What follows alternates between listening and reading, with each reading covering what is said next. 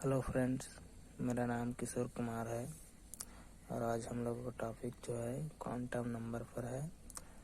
तो उसकी परिभाषा सबसे पहले जान लेते हैं। तो किसी भी तत्व के जो परमाणु होते हैं उसमें उपस्थित इलेक्ट्रॉन की जो स्थिति एवं ऊर्जा का मान ज्ञात करने के लिए हमें जिन 4 संख्याओं की आवश्यकता पड़ती है उसे ही क्वांटम संख्या क्वांटम नंबर कहते हैं। इसके बारे में सर्वप्रथम मैक्स प्लांक नामक साइंटिस्ट ने बतलाया था। तो इसके प्रकार देख लेते हैं। इसके 4 प्रकार होते हैं। फर्स्ट टाइप इज मुख्य quantum number, principal quantum number. इसे स्मॉल एन से प्रदर्शित करते हैं। यह जो होता है मुख्य कोश से मुख्य ऊर्जा स्तर के बारे में बतलाता है। सेकंड है मतलब द्विआंशिक quantum number, secondary quantum number. इसे स्मॉल एल से प्रदर्शित करते हैं। यह उप ऊर्जा स्तर के बारे में बतलाता है और उपकोश के बारे में बतलाता है। यह कक्षा के आकार के बारे में भी बतलाता है। इसके लिए जो मान होता है वो 1, 2, 3, 4 कुछ भी हो सकते हैं। क्वेश्चन मार्क का समझ लेते हैं। थर्ड है हम लोगों का चुंबकीय quantum number, magnetic quantum number. इसे स्मॉल एम से प्रदर्शित करते हैं। यह कक्षक के अभिविन्यास एवं जीवन प्रभाव की भी व्याख्या करता है। इसके लिए जो होता है एम के लिए जो मान होता है, एम का जो मान होता है वो इस कक्षक के लिए 0 होता है और पी कक्षक के लिए जो होता है ये होता है 3 डिब्बे का होता है। तो ये -1, 0, +1। डी कक्षक के लिए -2, -1, 0, +1, +2 होता है। एफ इज इक्वल टू मतलब कक्षक के लिए -3, -2, -1, 0, +1, +2, +3 होता है। चौथा है हम लोगों का चक्रण क्वांटम संख्या, स्पिन क्वांटम नंबर। इसे स्मॉल एस से प्रदर्शित करते हैं। इसके लिए जो इसका मान होता है वो 2 प्रकार के होते हैं।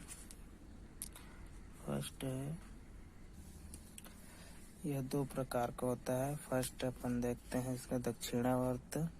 जब जो इलेक्ट्रॉन जो होता है घड़ी की दिशा में ऊपर की ओर चक्कर लगा रहा होता है, ऐसी स्थिति में जो एस का मान जो होता है वो +12 होगा।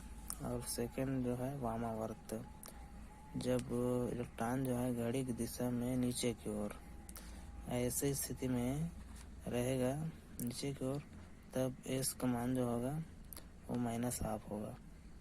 इस चार्ट में अपन देखते हैं। इस चार्ट के माध्यम से पूरा समझ में आ जाएगा। ये जो है क्वांटम नंबर से एन, एल, एम और एस, ये कक्षक हैं एस, पी, डी, एफ। तो एस कक्षक के लिए एन का जो मान होता है क्वेश्चन मार्क समझ लीजिए, कुछ भी हो सकता है 1, 2, 3, 4 वगैरह वगैरह।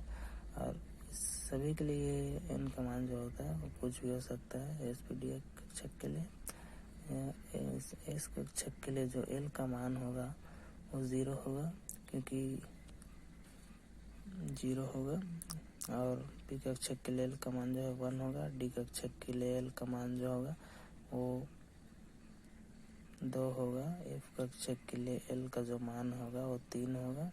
उसी प्रकार एस कक्षक के लिए जो एम का मान मिलेगा वो हमको 0 मिला, क्योंकि एस कक्षक जो होता है वो गोलाकार होता है और 1 डिब्बे का होता है, इसीलिए इसका मान 0 होगा। और पी कक्षक के लिए जो अपन एम का मान है वो -1, 0, +1 होता है। मतलब यह जो मान होता है वो एल पर निर्भर करेगा। एम का जो मान है वो एल पर निर्भर करेगा। इसी के अनुसार जो एम का मान है वो +L से लेकर -L तक हो सकता है। और इसका मान जो है -L से +L तक भी हो सकता है, विपरीत भी होता है जस्ट। तो इसका डी कक्षक के लिए जो एम का मान मिलेगा हम लोगों को -2, -1, 0, +1, +2 इसी प्रकार एफ कक्षक के लिए जो मान मिलेंगे m के वो -3, -2, -1, 0, +1, +2, +3 होंगे। और इन सभी कक्षक के लिए जो s का मान है वो ±½ हो सकते हैं। ये इलेक्ट्रॉन के घूमने की स्थिति पर निर्भर करे। यदि ऊपर की ओर घड़ी की दिशा में घूमेंगे तो +½ और नीचे की ओर घूमेंगे तो -½ होंगे। एग्जाम्पल के रूप में देखते हैं अपन सोडियम का जो परमाणु क्रमांक होता है 11 होता है। इसका इलेक्ट्रॉनिक विन्यास करने पर 1s2, 2s2, 2p6, 3s1 में टूटेगा, जिसके हिसाब से हम 3s से लास्ट वाला कर हम चारों क्वांटम संख्या निकालेंगे तो n=3। ये सामने का जो होता है यह n का मान होता है और l=s कक्षक है, इसीलिए 0।